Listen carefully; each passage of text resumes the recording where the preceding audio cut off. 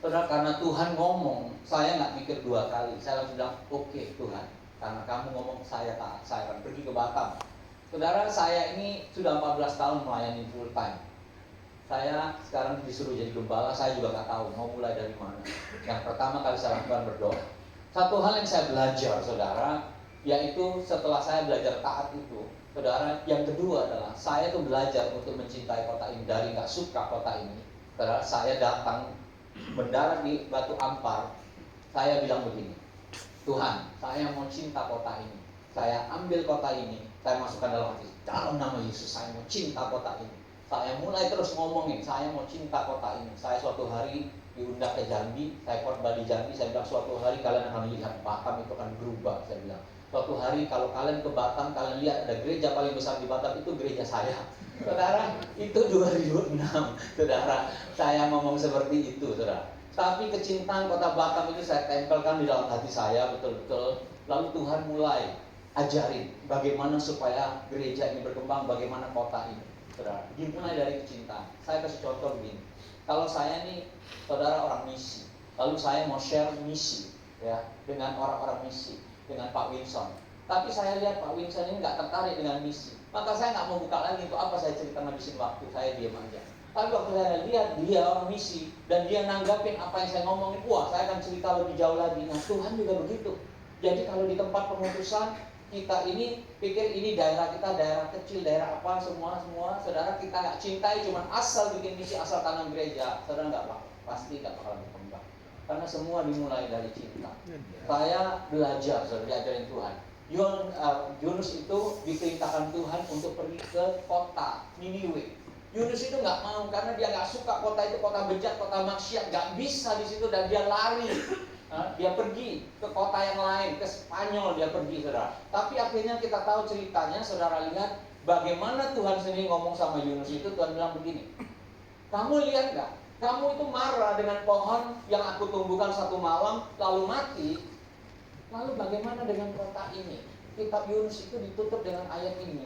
Bagaimana tidak aku sayang kepada Niniwe, kota yang besar itu, saudara lihat, yang penduduknya lebih dari 120.000 orang, yang semuanya tak tahu membedakan tangan kanan tangan kiri. Artinya apa? Gelap. Kalau kita dalam kegelapan, kita nggak tahu apa yang tangan kanan kita pegang, tangan kiri kita pegang. Lalu saudara lihat ayatnya, dengan ternaknya yang banyak. Berarti ini kota yang kaya, ternaknya banyak, tapi orangnya hidup dalam kegelapan. Lalu kitab Yunus ditutup dengan tanda tanya. Bukankah kitab ini ditujukan kepada kita yang tinggal hari-hari ini? Tanda tanya artinya apa? Belum selesai. Setiap kota Tuhan sayang sama kota itu, saudara. Makanya ini tanda tanya. Nah, kalau saudara lihat ini, saudara, hari-hari ini orang banyak pindah ke kota. Saudara lihat, kalau kota itu juga tidak dimenangkan, maka semua orang desa yang datang ke kota itu, kalau kota itu rusak, maka rusaklah semua. Mereka pulang lagi ke kampung, mereka lakukan apa yang di kota. Karena di kota lah semua, segala kekayaan dunia, semua opportunity pekerjaan. Jadi ini daya tarik yang orang pindah dari desa ke kota. Betul. Jadi kalau kotanya tidak didoakan, kotanya tidak dimenangkan, dia akan bawa semua kejahatan yang ada di kota pulang. Diperkirakan tahun 2050 setiap saudara lihat 10 orang, 7 orang itu tinggalnya di kota, saudara. Dan setiap tahun meningkat dan meningkat. Saya ingat juga bagaimana Tuhan ciptakan dunia. Tuhan mulai dari Adam dan Hawa dan Tuhan taruh di taman. Dimulai dari taman, dari 2 orang, lalu kitab Wahyu mengakhiri Yerusalem yang baru turun, kota turun, saudara. Jadi dari taman ke kota. Jadi Tuhan itu sudah punya konsep bahwa apa yang Tuhan rancangkan di dunia, di surga itu terjadi di setiap kota-kota. Jadi kota pun harus dijangkau, saudara. Jadi kalau kita nggak memperhatikan kota ini, kota itu maksiat, kota itu bejat, saudara, maka semua kebejatan itu akan dibawa ke desa. Tapi kalau kota itu dimenangkan, kota itu penuh dengan kemuliaan Tuhan, orang datang ke kota, orang bertobat, dia pulang, dia bangun desanya, bangun kotanya. Amin. Lalu saudara lihat Yesus sendiri menangis di Yerusalem. Dan ketika Yesus telah dekat dan melihat kota itu, ia menangisinya. Hancur hatinya karena Yesus lihat kota ini suatu hari akan tunggang langgang, hancur kota ini, saudara. Karena umatnya nggak bangkit, gerejanya nggak bangkit, sibuk sendiri. Nah, saudara, waktu saya ke Batam ini, hati saya marah, saudara. Saya bilang sama Tuhan, Kamu lihat kota ini kota Tuhan, pulau ini pulau Tuhan, tapi lihat begitu banyak gedung-gedung menyembah yang lain. Di mana rumahmu? Kasih saya kemampuan, saya akan bangunkan, saya akan demonstrasikan bahwa Tuhan yang saya sembah itu luar biasa, Tuhan yang hebat. Kalau orang datang ke tempat ini, orang lihat, saya pernah ditanya sama seorang anak Tuhan bisnismen, bukan jemaat saya, dia tanya begini, Pak Erwin, kenapa kamu bangun gereja mewah-mewah? Dia nggak tahu ceritanya. Orang pikir mewah-mewah. Kalau saya punya uang dana gereja, misalnya 50M, 50M saya hantam untuk bangun gereja, itu namanya pemborosan. Karena belum tentu Tuhan maunya untuk bangun gereja. Tapi kami memulai gereja ini cuma punya 1,5 miliar. Tapi saya tahu ini waktunya Tuhan. Tuhan sudah bergerak sebelum saya bergerak. Jadi saya belajar membaca tanda-tanda Tuhan untuk mengikuti Tuhan. Ini visi dari Tuhan bukan. Kalau bukan, ini namanya konyol, saudara. Dan visi ini terbukti waktu kami kena klaster HOG, saudara, masuk Kompas One, Kompas TV, saudara, itu dalam pembangunan. Tapi saudara tahu setelah selesai itu justru dana pembangunan kami itu berlipat-lipat, saudara. Karena ini harus diselesaikan. Orang tanya sama saya, zaman sekarang ini kamu masih bangun gereja? Saya bilang iya, karena perlu ada gereja Tuhan juga, saudara. Dan Tuhan buktikan. Karena kalau kita ngotot, kita susah, nggak bakalan bisa bangun kayak ini fasilitasnya, saudara. Tetapi kalau Tuhan yang kasih visi, maka Tuhan yang akan menyediakan. Amin. Jadi kita harus make sure dulu visinya visi dari mana, saudara. Nah, saudara, yang kedua, saudara, Habakuk 2 ini bagus sekali, saudara. Habakuk 2 bilang begini, ayat 2, lalu Tuhan menjawab aku demikian, tuliskanlah penglihatan itu dan ukirkanlah itu pada lolo supaya orang sambil lalu dapat membacanya. Bahasa Indonesianya kurang jelas, tapi bahasa Inggrisnya, ini suatu hari waktu Habakuk itu bergumul tentang kotanya, Tuhan mulai singkapkan sama dia tentang visi kota itu. Lalu Tuhan bilang gini, kamu ukir dalam hati kamu, supaya taruh di tablet batu, dicatat, ditulis, supaya nanti orang lain yang baca itu, orang lain ngerti, orang itu berlari, saudara. Jadi visi yang Tuhan berikan itu penting sekali, yang ukir di hati kita dulu, lalu kita bisa impartasikan, bagikan, supaya orang mendengar. Jadi waktu kita ini nangkap visi Tuhan, kita tuh nggak bakal bisa duduk diam, saudara akan berlari. Karena ayat ini berkatakan, orang dapat sesuatu dari Tuhan, dia nggak bisa duduk diam, dia akan terus berlari. Kenapa? Karena sudah terukir di hati. Itulah yang terjadi sama saudara yang misi. Saya juga begitu buat kota ini, saudara. Untuk betul-betul berlari, saudara, untuk sesuatu yang Tuhan berikan. Nah, waktu gereja ini masih muda, saudara, lihat visinya yang ditaruh oleh Pak Irwan. Tangan dari sekali, saudara. Gereja yang masih puluhan orang, visinya Batam for Asia. Saudara, lalu ini menjadi warta gereja, yang gereja waktu itu cuma puluhan, lalu tambah ratusan orang, 100 orang, dengan wartanya Batam for Asia. Kalau dulu saudara jadi jemaat mungkin saudara ketawa, gereja yang kecil begini bagaimana mungkin bisa Batam for Asia. Tapi hari ini visi ini menjadi kenyataan. Visi ini didapat, kita bisa mendengar. Visi ini didapat waktu itu saya ingat sekali kita meeting, Pak Johan, Pak Irwan, kita meeting di rumah misi. Karena waktu itu ada transformasi Indonesia, bahwa Indonesia akan kirim utusan misi, dan waktu itu misi pendoa juga, saudara. Nah itu ditangkap, berkali-kali mau dibangun di Batam, tapi belum waktunya. Sekali ditanam di Batam ini, visinya Batam for Asia, saudara. Dan saya harus lari dengan visi ini, saudara. Nggak mudah, visinya mengerikan sekali. Batam for Asia, saudara lihat kita punya tempat ibadah dulu di pasar, saudara. Dimulai di pasar, dipinjamkan ruko. Kalau orang mau cari tempat saya itu nggak tahu, nggak bakal ketemu, saudara, nggak bakal ketemu darinya. Mesti orang berdiri kasih tahu baru dapat.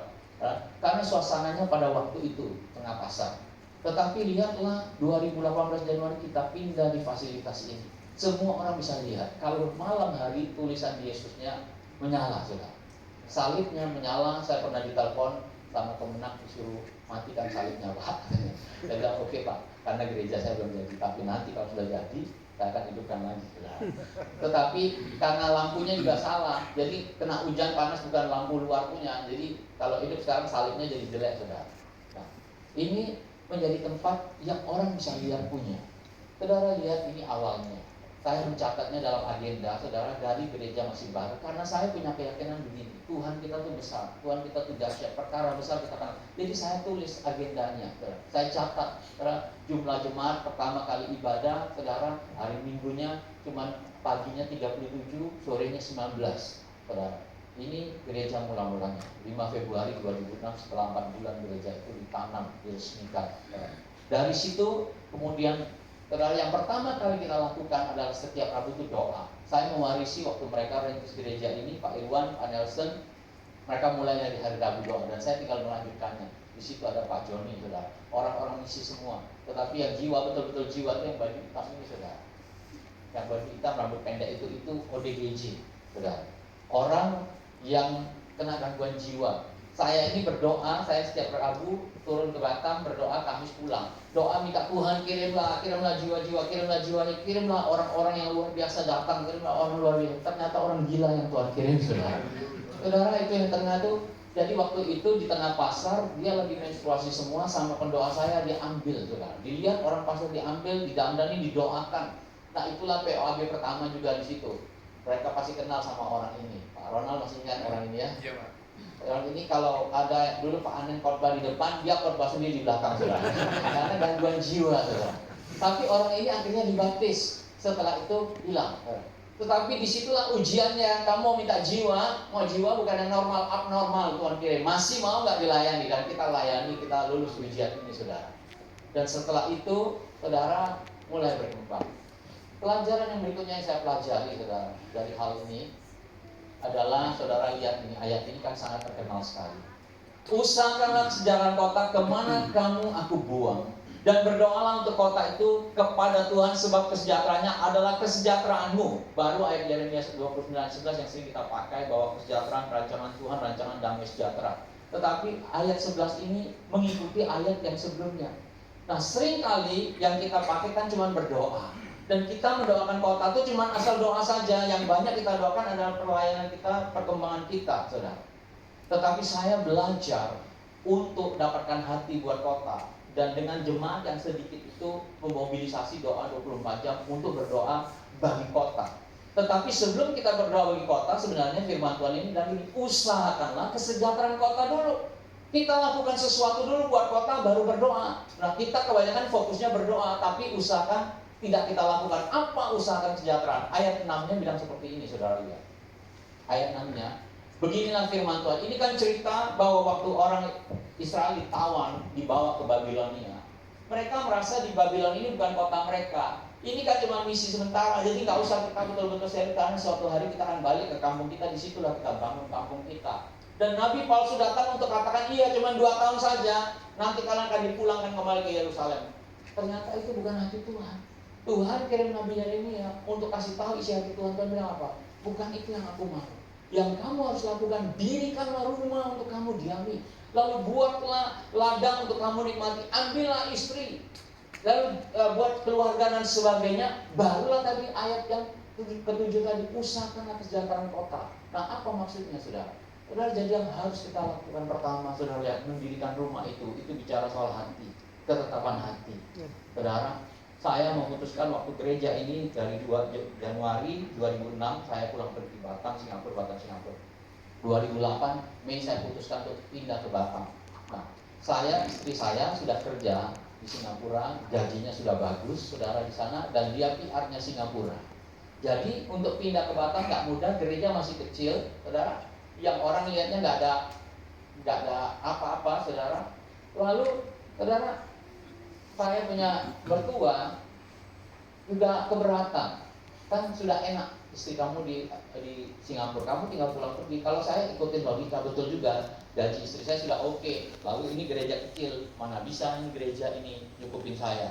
Jadi ya, istri saya biar tetap di Singapura, saya aja di sini, saya bolak-balik, itu bisa saya lakukan. Tapi saya bilang enggak. Saya bilang ke istri saya, kamu berhenti kerja, kita harus pindah ke Batam. Kita harus taruh hati kita di Batam punya. Jadi istri saya ikut, lepas kerjanya, taruh di Batam, dan oleh karena di Batam PR-nya harus hilang. Saya bilang enggak bagus, karena kita harus bulat hati, taruh hati kita di Batam, karena ini kota yang Tuhan bukakan buat kita. Jadi hati saya mantapkan di sini. Lalu yang kedua, bangun usaha. Tuhan bilang bangunlah kebun anggur, nikmati hasilnya. Jadi bekerjalah di kota itu, bekerjalah di tempat di mana misi, jangan pikir sementara, pikirlah itu selama-lamanya. Setiap tempat yang saya pergi, saudara, saya sudah pindah juga, saudara. Tapi setiap tempat itu selalu saya anggap inilah selamanya, sehingga hati saya bulat, saya bisa maksimal di situ. Kalau kita cuma mengisi sebentar, oh ini cuma sementara, maka kita nggak bisa maksimal, saudara, karena pikiran kita selalu di tempat lain. Tapi taruh hatimu, bangun usaha. Tuhan bilang, adakan sesuatu, kerjakan sesuatu. Baru bangunlah keluarga yang tangguh, karena di kota ini sudah banyak kehancuran, perceraian terjadi. Nah, kita jangan sumbang lagi dari gereja. Jadi jadilah keluarga yang tangguh, bangunlah keluarga yang kuat. Jadi sumbangsi kita buat kota ini. Sekarang bisa lihat, buat desa dimanapun kita ditaruh, bahwa ada keluarga yang tangguh, yang cinta Tuhan, yang ikut Tuhan. Baru kemudian berdoa. Dan berdoa itu pun bukan berdoa asal berdoa, saudara. Saya memobilisasi, waktu saya ke Malaysia, saya dapat iklan bahwa ada Global Day of Prayer. Mereka lagi iklankan di South Africa, Afrika Selatan, lagi doa buat kotanya. Mereka naik ke atas gunung, mereka mau berkatin kotanya. Wah, saya terinspirasi sekali. Saya bilang, iya juga ya, gereja itu kan ada untuk memberkatin kota. Saya bilang, saya mau bawa pulang. Waktu saya sampai di Batam ini, tapi saya pikir, waduh, saya juga nggak boleh copy paste pelayanan orang, belum tentu Tuhan mau.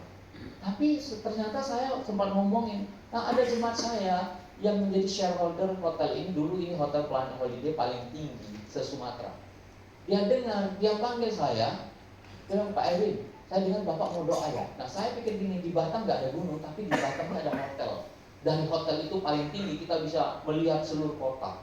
Dan saya dapat ide itu, dan ternyata Tuhan buka pintunya. Dia bilang, saya siapkan kamar. Jadi satu kamar, setiap 1 bulan sekali saya bawa mobilisasi, saya punya jemaat untuk gantian doa memberkati kota, khusus spesial, saudara. Lalu saudara lihat di kamar ini, saudara, saya bawa ada catatan kecil, tulis, saya suruh umumkan ke jemaat, kalian siapa yang kalian kira-kira mau doakan supaya kenal Tuhan. Satu untuk gereja, satu untuk didoakan, satu untuk kalian, itu doakan. Jadi kita bawa itu ratusan nama. Nah, selama 24 jam itu kita doakan. Nah, itulah saudara lihat, mungkin nama-nama itulah sekarang dari jemaat saya, saudara. Doain. Dan malam-malamnya kita naik ke helipadnya, ke paling atas, untuk memberkati kota Batam. Memberkati sampai suatu hari, saudara, Tuhan itu mulai ngerti. Tadi kan gini, Tuhan itu kan mau cari hati kita. Kita betul nggak lakukan ini dengan hati, atau cuma karena uang, karena apa yang macam-macam motivasi kita. Nah, waktu motivasi ini sudah terbukti, saudara, Tuhan mulai bukakan sesuatu. Nah, saudara lihat ini, saya lagi mau masuk menara doa di hotel tadi itu, saya baca koran ini, Korea Selatan. Korea Selatan tuh lagi protes. Ini bikunya lagi protes semua kepada presidennya. Karena mereka bilang presiden nggak ada, karena ada peta turis, ternyata tempelnya kelewatan. Jadi mereka marah, 50.000 protes itunya biksunya. Lalu di situ tulisnya begini, Korea Selatan kekristenannya 26% kalau nggak salah, lalu Buddhisnya 25%. Saya bilang, ini kan dulu negara Buddhis, sekarang Kristennya lebih banyak. Lalu sudah. Nah, sorenya saya mau masuk menara doa lagi nonton TV lagi. 28 Agustus 2008, Barack Obama tuh jadi calon presidennya Partai Demokrat. Kalau ini menang, ini menjadi orang hitam pertama yang menjadi presiden. Wah, ini luar biasa. Lalu saya masuk menara doa. Waktu lagi masuk menara doa, Tuhan bilang gini, kamu baca nggak Korea tadi? Iya, itu aku di belakang. Lalu Tuhan langsung tunjukkan, dulu merek Jepang, sekarang merek Korea semua mendunia. Itu aku, Tuhan bilang. Lalu ingat Barack Obama? Iya. Nah, kalau dia jadi presiden, berarti itu 45 tahun lalu pernah ada seorang pendeta namanya Martin Luther punya mimpi. Suatu hari dikatakan I have a dream. Suatu hari Amerika ini tidak lagi diskriminasi kulit, warna kulit, tetapi dari kualitas hidup seseorang. Dan mimpinya kemudian jadi kenyataan, Obama jadi presiden. Jadi mimpi itu, visi itu tidak ada yang mustahil punya. Amin. Lalu Tuhan tanya sama saya, menurut kamu Batam ini bisa berubah nggak? Saya bilang bisa, karena kamu Tuhan. Lalu waktu ulang tahun kita ketiga, saya keluarkan buku judulnya I Have a Dream. Di buku ini saya ceritakan tentang suatu hari Batam ini akan berubah. Setiap hotel nanti ada nama Tuhan, ada segala sesuatu. Saya sudah berapa hotel doain, saudara, sebelum pembangunannya di Batam. Food court. Di beberapa mall, saudara, di food court sudah ada yang baru-baru. Food court itu ada banyak beberapa stall dari jemaat saya, saudara. Terjadi ini, saudara. Betul-betul nama Tuhan dipermuliakan. Nah, di buku ini saya juga tulis suatu hari saya akan punya gereja. Ini cuma mimpi loh. Gereja baru 3 tahun. Saya bilang gerejanya harus punya tanah yang luas dan namanya adalah House of Glory, karena itu nama yang Tuhan berikan Saudara kalau kemarin di DC Mall, saudara lihat nggak ada tulisannya GBI Windsor. Nama gereja saya itu GBI Windsor, tapi ganti House of Glory. Kenapa?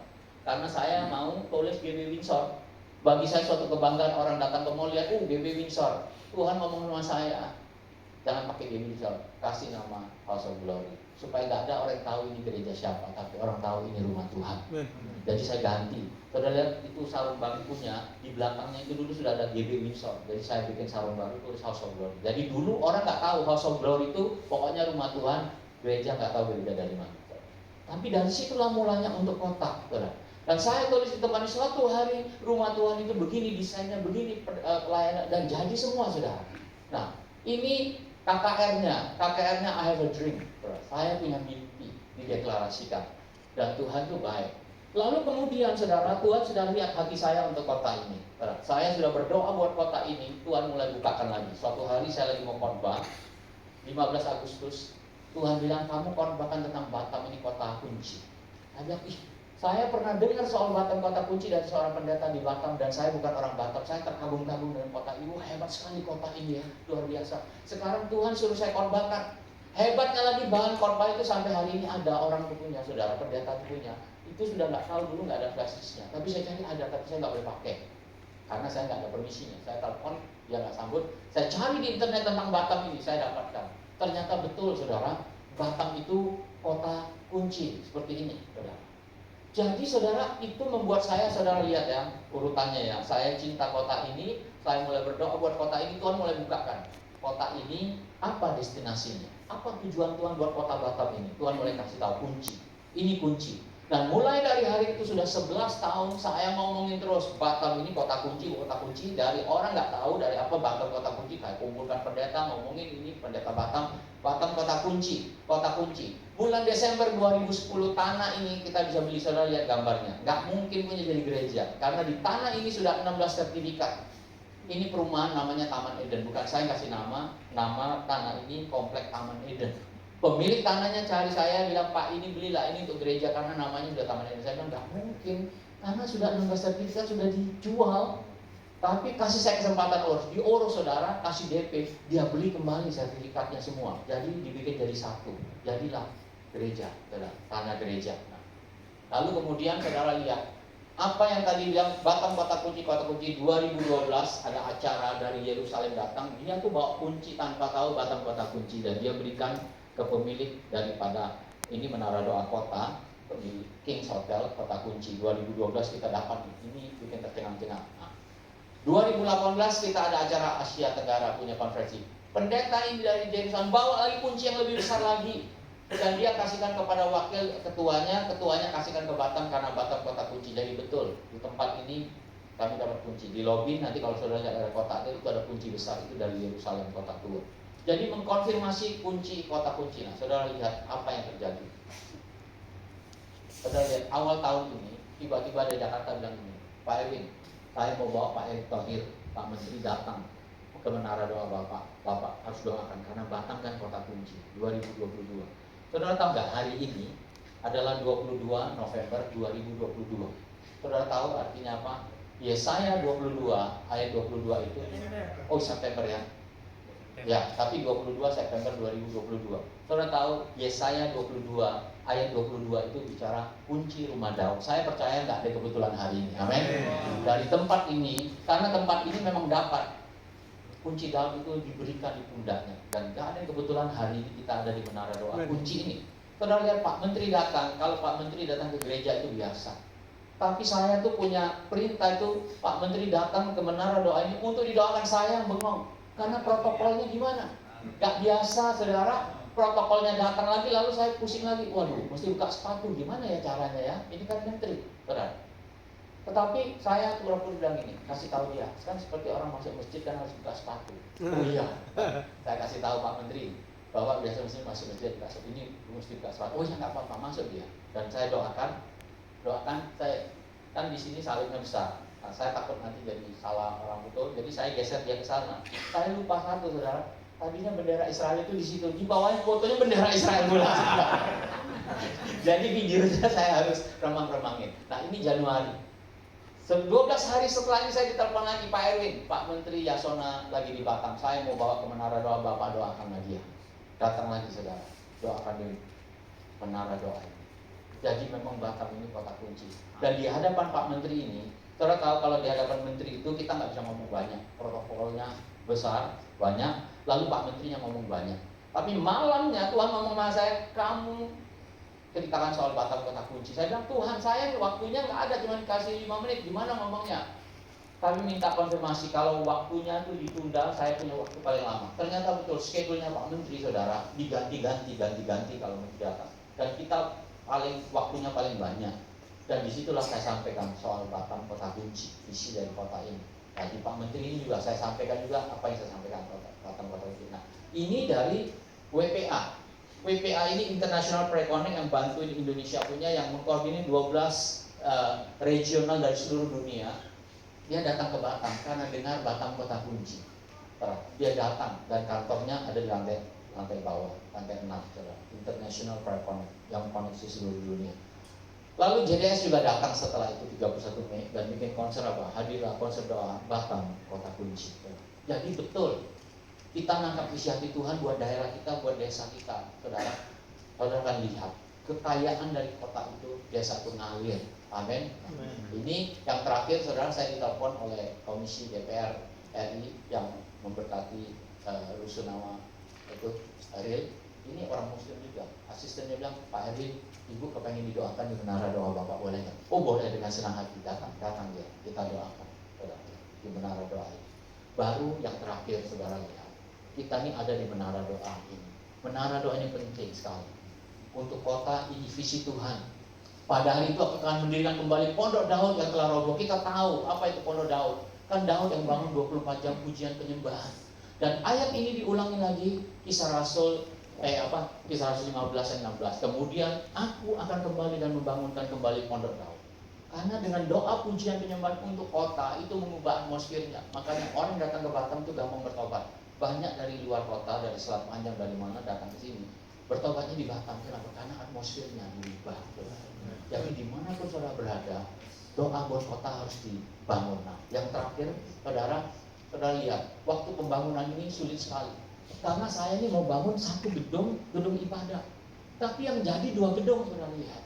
Dan gedung ini jadi duluan daripada ini. Karena kami mengalami kesulitan, lengkungannya itu mahal sekali. Dan kami nggak punya uang, nggak punya dananya, nggak punya. Jadi berhenti di situ. Sekarang tukangnya mau kemana? Tukangnya harus bangun yang lantai ini, bangun. Saya datang ke sini, saya ini bilang ini Tuhan, habislah saya Tuhan. Kalau jemaat saya tanya, aku menyumbang, mempersembahkan untuk bangun gereja, kok Bapak bangun fasilitasnya, bangun apa? Tuhan ngomong sama saya apa? Bukankah kamu akan bikin lantai 7 itu menara doa, pujian penyembahan bagi aku dulu? Waduh, betul Tuhan. Saya dapat konfirmasi. Wah, saya tenang. Betul, saya ditelepon 2 orang sudah. Ditanyain, saya bilang dengan senang hati, dengan bangganya. Oh, ini menara doa harus jadi dulu. Kalau menara doa jadi, pujian penyembahan jadi, ini pasti jadi. Amin. Dan ternyata betul, saudara. Ini jadi, orang datang ke sini lihat gereja ini, orang doain dan terus kami sudah 8 tahun pembangunannya dan terus jalan. Dan sekarang saudara ada di menara doa yang namanya Isakar, yang sering dipakai untuk Asia Tenggara punya doa, saudara. Jadi sekali lagi, saudara, terima kasih sudah datang ke Batam dengan sangat bangga, senang hati sekali. Ya, saudara bisa berkonferensi ini. Tahun depan saudara datang, kita sudah punya gedung fasilitas yang luar biasa. Amin. Nah, tapi saudara tahu, sebelum bangun ini saya itu sudah deal sama Tuhan. Saya bilang sama Tuhan, kalau saya Tuhan izinkan saya bangun tempat ini jadi, sudah bagus, sudah apapun juga. Kalau suatu hari Tuhan bilang, Erwin, masa kamu sudah selesai di sini, aku akan pindahkan kamu. Saya bilang, saya siap tinggalkan Tuhan. Dan saya khotbahkan, saya omongin, supaya saya tergerak dengan apa yang saya sudah sampaikan. Saya nggak mempersiapkannya buat anak saya kalau mereka tidak dipanggil Tuhan. Karena Tuhan punya rancangan yang luar biasa setiap anak kita. Amin. Jadi mari kita sama-sama desa dimenangkan, kota juga dimenangkan, dan sama